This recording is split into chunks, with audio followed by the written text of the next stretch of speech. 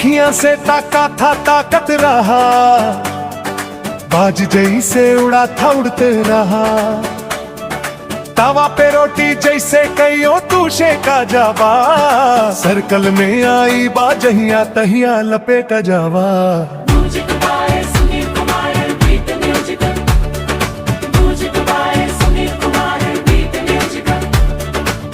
सज धज के जब तू निकले लू माहौल गर्म हो जाला, तोहरे आगे चांद सूरज भी शर्मा के छुप जाला।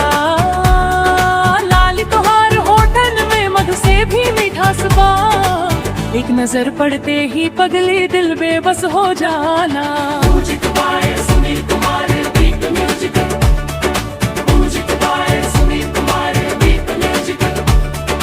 नैनन के तीर चला के गईलू दिल पे सीधा वार हो, हंसी तोहार बिजली जैसे बुझा के छोड़ दे प्यार हो। चाल तोहार मदमाती सारा शहर डोल जाला, जवान राह से तू गुजरे लो है रंगीन हो जाला। अब तो नाम गूंजे गली चौराहा, प्रेम कहानी लिखे सुहाना, सुनी लारिया गावे तन में, तोहरे नाम पे दिल दीवाना।